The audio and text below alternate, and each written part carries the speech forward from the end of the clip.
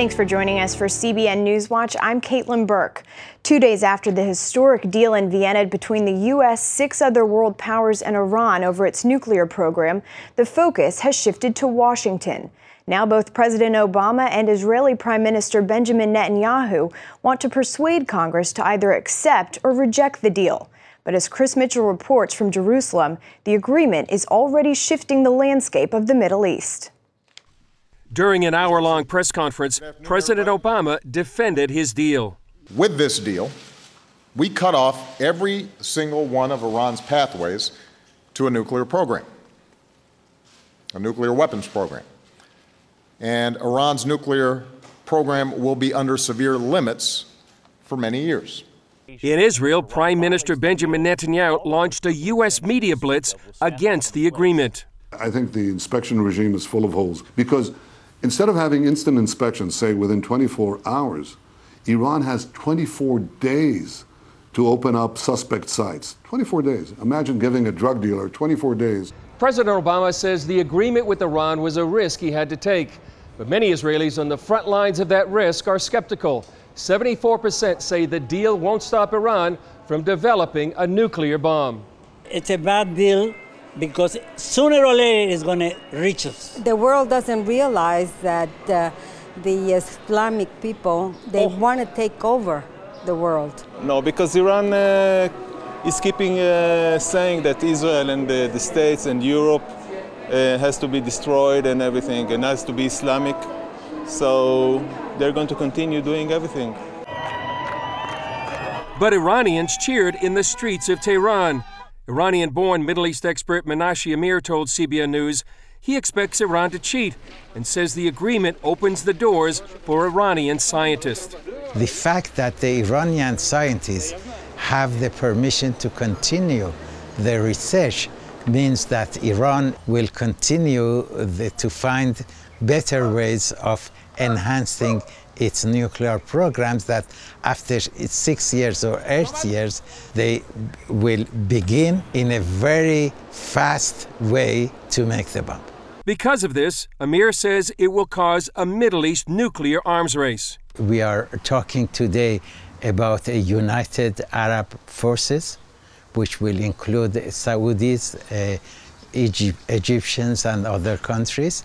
And they may make a united corporation for making the nuclear bomb, or having the protection of the Pakistanis, who have the first Islamic bomb.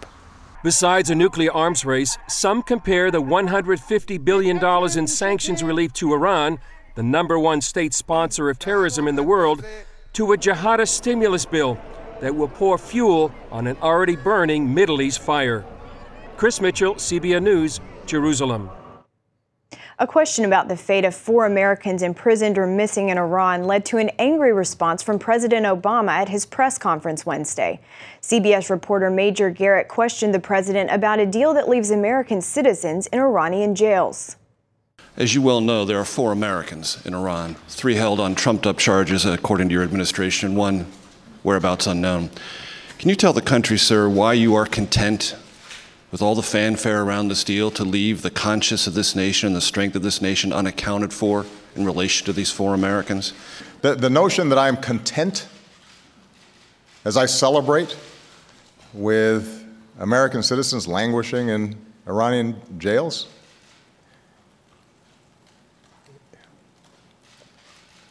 Major, that's nonsense. And you should know better. I've met with the families of some of those folks. Nobody's content.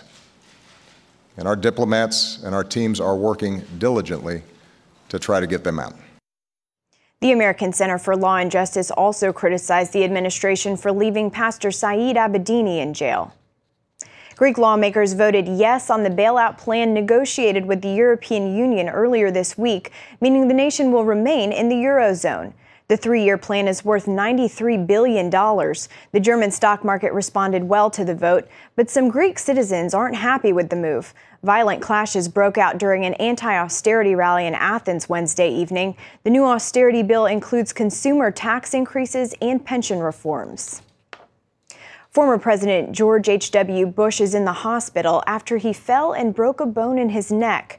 It happened yesterday at his summer home in Maine. The former president's spokesman said in a tweet that his condition is stable, but he'll be in a neck brace. At 91, Bush Sr. is the oldest living former president. Thousands of babies in waiting currently sit in frozen storage in labs and clinics across America. In most cases, they're left over from fertility treatments. But for a California couple, the circumstances surrounding their frozen embryos are more complicated, and they're going to court to decide whether to keep the embryos or destroy them. In 2010, Mimi Lee found out she had cancer. She and her then-husband, Stephen Findley, decided to freeze 5 embryos because the cancer treatment would make her infertile. When a couple chooses to freeze their embryos, they're stored in cryotanks like these. There's no limit on how long an embryo can be frozen. Some have even been stored for more than 15 years and still resulted in successful pregnancies.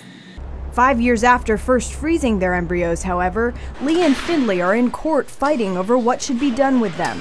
The couple divorced in April, and now he wants those embryos destroyed, and she wants to keep them. She's very emotional. This is her last chance to have a biological child.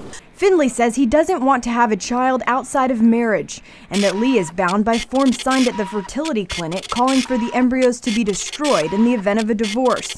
Lee's attorney is arguing that she has a constitutional right to procreate, and that the forms were not a binding contract.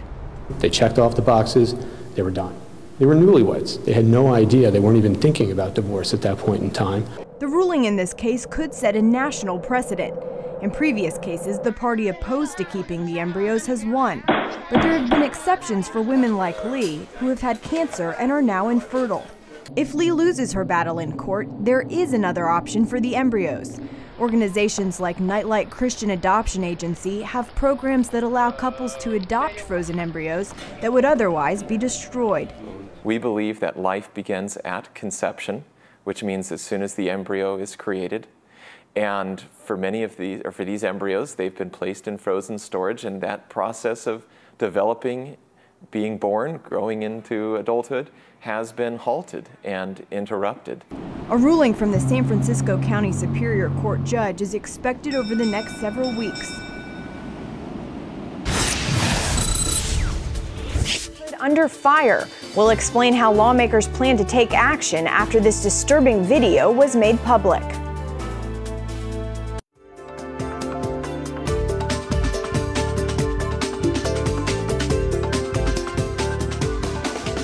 After revelations that Planned Parenthood is harvesting and selling body parts of aborted babies, House Speaker John Boehner is calling for hearings, and at least one of the House committees plans to investigate. This after a pro-life protest against Planned Parenthood outside Speaker Boehner's office. Paul Strand has the story. With word of what Planned Parenthood is doing with body parts, these protesters were asking Congress to stop giving $500 million taxpayer dollars a year to the abortion provider. We have young people from all across America who have been gathered here in front of Speaker Boehner's office for one reason, and that is to call for the defunding of Planned Parenthood. He's the only man that can do that, and that's why we're here. The protest came after release of an undercover video showing Planned Parenthood's top doctor talking casually about crushing only certain parts of unborn babies so valuable parts could be saved. And she discusses selling those parts. All these groups have different missions in the pro-life work, but all have come together to say that here is another dark side of Planned Parenthood. America should not be giving 1 penny to an organization that traffics in baby body parts. Planned Parenthood's practice of brutally dismembering young and defenseless human beings is outrageous and atrocious enough. And these new revelations seal the deal. Planned Parenthood says it's only been donating the body parts at the wish of the mothers, and any money received is to reimburse it for transporting those body parts. But obstetrician Christina Francis says even if that were true, Planned Parenthood uses partial birth abortions as the best method to harvest the parts. That has been illegal in this country since 2003, so I would want to hear their defense of why they think it's okay to perform an illegal procedure in this country solely for the purpose of obtaining tissue that they are potentially profiting from. The protesters asked for hearings into this, and within hours, Speaker Boehner called for congressional investigations. Paul Strand, CBN News, Capitol Hill. CBN News recently spoke with Father Frank Pavone with Priests for Life about the Planned Parenthood video. Our Charlene Aaron spoke with him about the investigation and how the church should take action. Who released the video and what does it show? Well, it was released by a new group called the Center for Medical Progress, which was actually founded by an individual I know and have communicated with over the years, David Daleiden. He started it precisely to get into the abortion industry. He posed as one of the companies that arranges for the sale of the body parts. And therefore, he entered into negotiations with people at the highest levels of Planned Parenthood. And that's what you see on the tape. It shows them negotiating about the selling of livers and hearts and brains and other organs of these babies.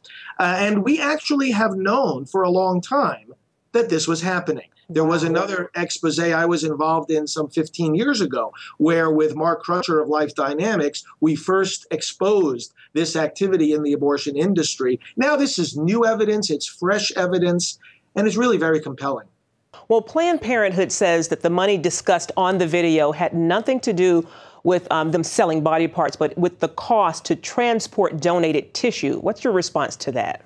Well, this is what we're saying should be investigated. They're going to start getting into the nuances of the law, the nuances of the finances, and there are legal nuances that have to be looked at. But that's what we're saying. We're saying this is horrific enough, this is offensive enough to the American people that it merits congressional investigation. And in fact, that is the latest that we've heard even just today, is that Congress is moving towards having hearings and investigations about this. The Committee on Energy and Commerce and the Committee on the Judiciary are the ones competent to look into this. So what we say is this: Planned Parenthood, make your arguments in front of Congress, because as for the American public, this is disgusting enough for us. As a matter of fact, you may be interested to see, I even have the order forms here that are used for the trading in the body parts. We have on this order form, it's for a whole brain. Oh, wow.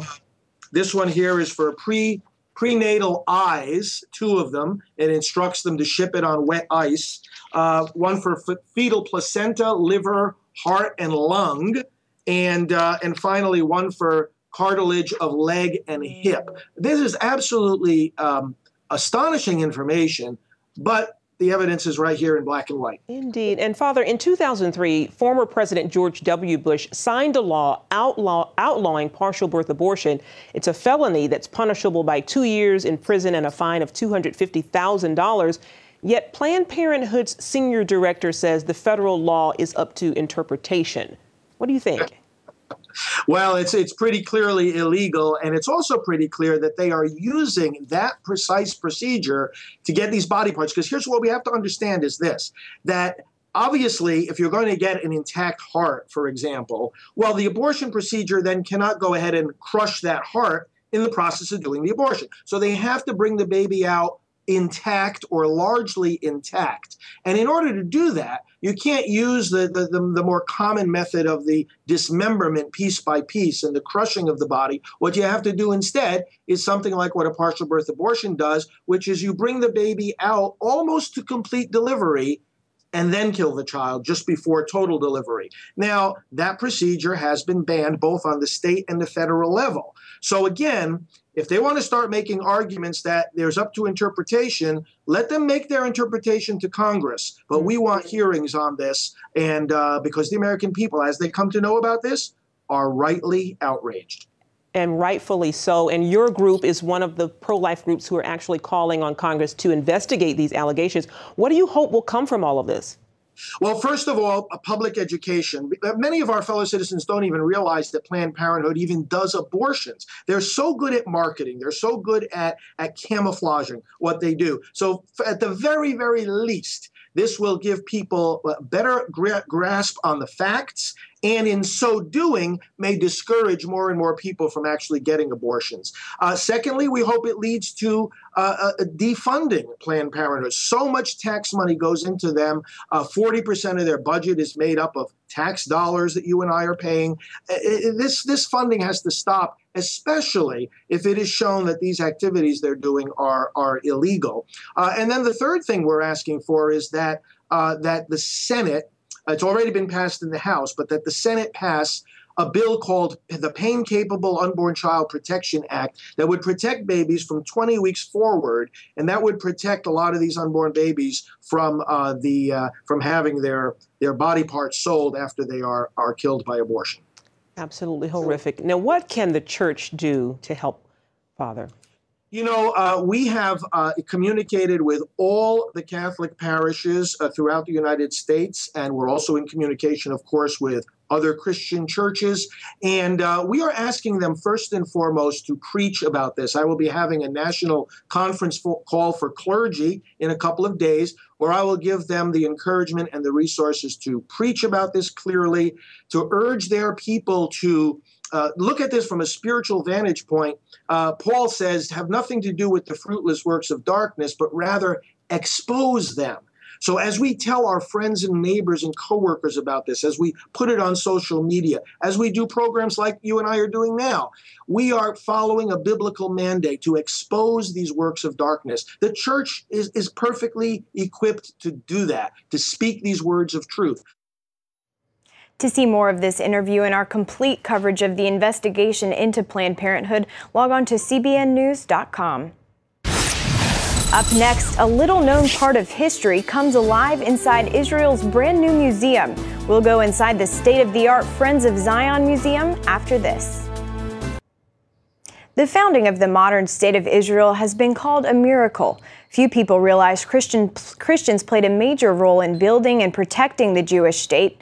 Now, a state-of-the-art museum in Jerusalem shows the world this hidden history. Chris Mitchell takes us there.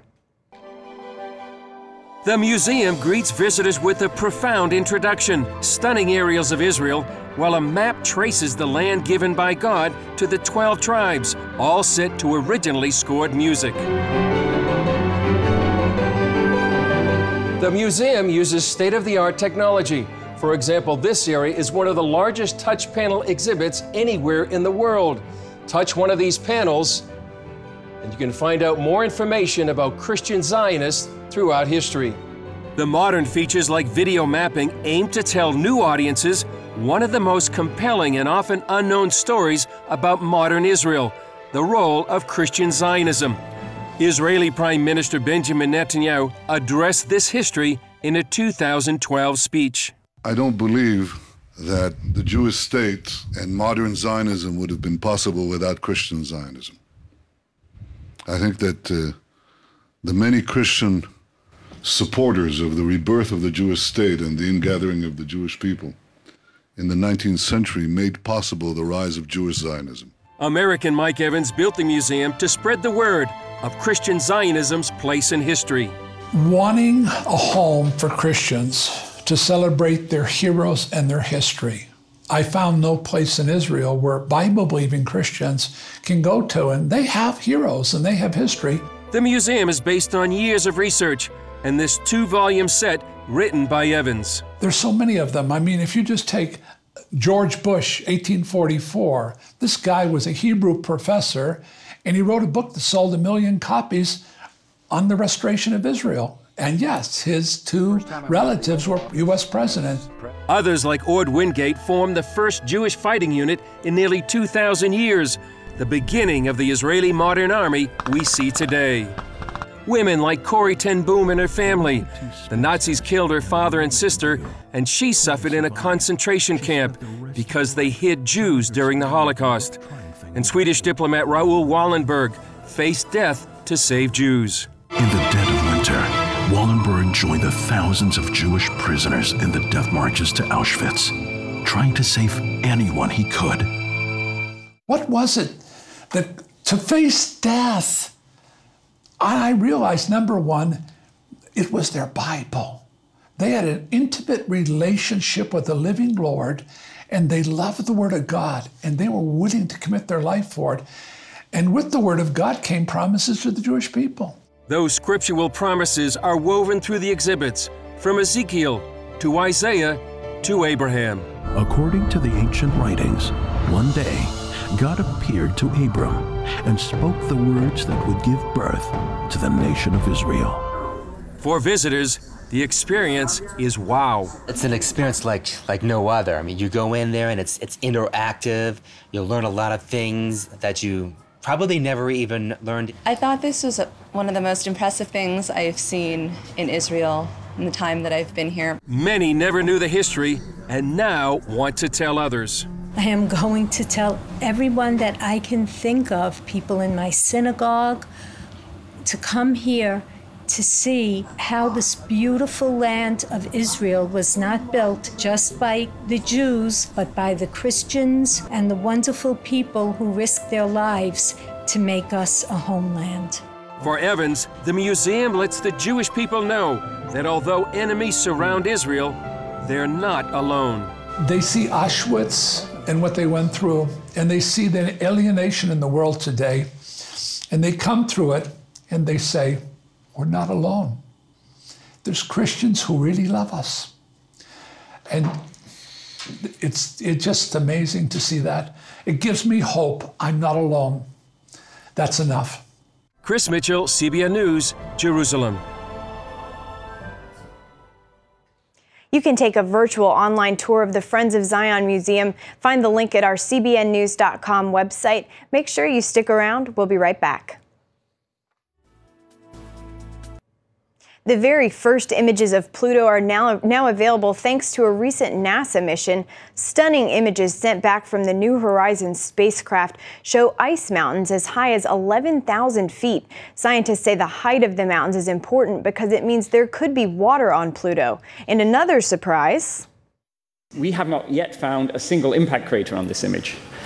This means this is a very young surface. Pluto is being bombarded by other objects in the Kuiper Belt, and it's bound craters happen. We just eyeballing it, we think it has to be probably less than 100 million years old. Formerly the 9th planet, Pluto was downgraded to a dwarf planet in 2006, but it's actually much bigger than previously thought. This mission proving it's about a quarter of the size of Earth. That's it for now on CBN News NewsWatch. You can find more of our exclusive coverage of the issues you care about most at cbnnews.com. And tell us what you think about the stories you've seen here. You can do that on Facebook or at CBN News on Twitter. We hope you'll join us next time. Have a great day.